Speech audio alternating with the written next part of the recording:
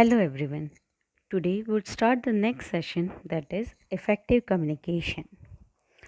Effective communication is the communication in which both parties participate in a constructive way. In it, there is liberty to both sender and receiver to convey their message reasonably. First, we'll know what is effective communication. Effective means successful in producing a desired result, and communication means exchanging information or news. So, effective communication means when someone achieves a desired outcome by sharing key information or news.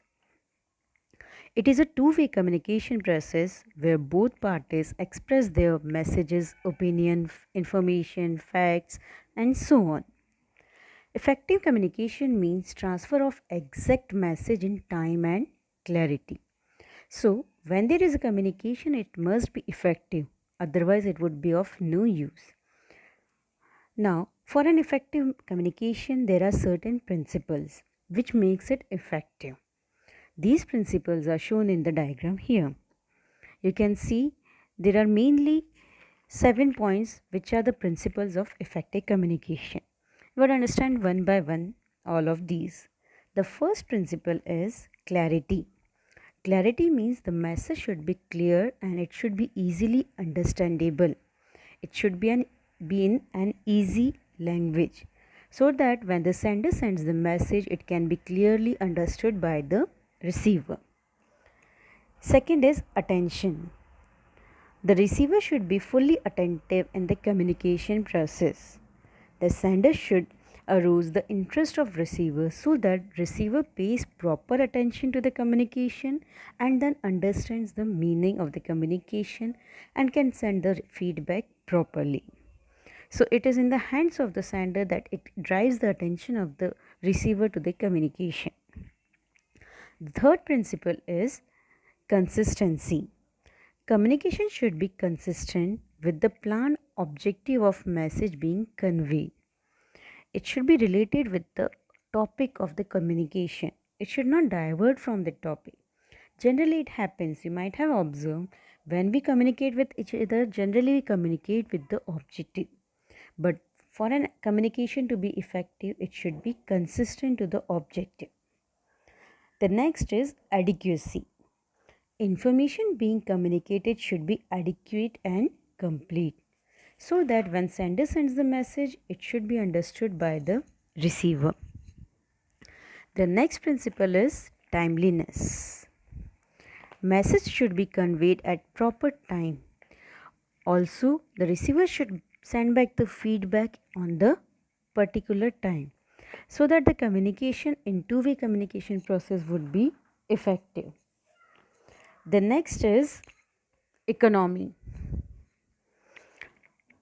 Economy means the communication should take place in a way that costs optimally. Generally, this principle is more important in an organization where they prefer to convey message which costs less and is effective too. But in our day-to-day communication, this particular principle does not pay so much importance. The last principle is the feedback. Feedback is the confirmation from the recipient that the message is understood by recipient in the same sense in which the sender takes place. If it is not so, it would not be an effective communication. So through feedback only the sender would know that whatever the intent of the message, it is clearly understood by the receiver. I hope you understood these principles of the effective communication. Now, the next topic is 7 C's of effective communication. In an effective communication, sender has primary responsibility to have effective communication. He should construct the message such that it is clear to the receiver and delivered in time. So it is wholly responsible of the sender that receiver understands it in the proper way. Therefore, a sender must follow some rules for creating messages, and these rules are known as 7 C's of effective communication. Under these rules, there are 7 C's which are listed down here. The first C stands for control. The sender should have control over himself. on his body language, his tone, etc. And he should be able to control the audience also, so that they can pay proper attention and the communication would be an effective communication. The second C is for conversational. Sender should try to involve other person who is general receiver in the conversation, so that there can occur a two-way communication properly. The third C stands for confident. Sender should be confident. His voice should be loud enough and body language should be strong and positive. There should be great eye contact between the sender and the receiver. The receiver may be one or many. And therefore should be meaningful gestures which indicate confidence of the sender. If the sender is confident, then the receiver would pay proper attention. The next C is for the competent. Sender should carefully observe receiver's responses and accordingly adjust the use of language, non-verbal behavior to make the communication successful. This should be on the spot judgment of the sender, how to change the words, how to change the language, how to change the non-verbal gestures. The next C stands for calm. Sender should himself be calm throughout the communication so that he can calm down others also to continue communication properly and calmly. The next C stands for clear. The message sent by sender should be clear so that it can be clearly understood by the receiver and two-way communication occurs properly. The seventh C is for concise. Sender should be concise while sending message. He should be specific with the message and should not waste time, because time is valuable for both sender and receivers. Now, I hope you understood these 7 C's of effective communication which the sender should follow to have a proper two-way communication. Now, many times, even after following these principles and 7 C's of effective communication, receiver does not perceive the message as sent by the sender. This leads to miscommunication. Apart from that, there are some factors which are called as barriers in communication that causes the miscommunication. So these factors which causes miscommunication are called as barriers in effective communication. There are many barriers in effective communication. Some of them are listed down here. Again, we'll take one by one all these barriers and would pay proper attention on them. The first factor is lingual factors. Lingual means language. Many times in a communication, language plays an important barrier. Language is one of the barriers to effective communication. For example, if an Indian who knows only English and Hindi goes to Japan and talks to a person who only knows Japanese, in this case, this language is a great barrier. There cannot occur communication between two. The second is environmental factors.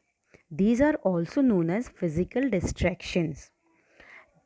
If there are obstructions in the surrounding, for example, when two persons are talking and there is a loud noise in the surrounding, the communication could not occur. The sender sends the message, but the receiver could not understand the voice, he would not understand the message. So, such environmental factors are certain barriers. The third is past experiences. These are also called as psychological factors. Sometimes our past experience inhibit us from understanding and communicating properly. For example, if someone falls while riding a bicycle, if someone is learning the bicycle and by chance he falls, he or she might be afraid of riding the bicycle again.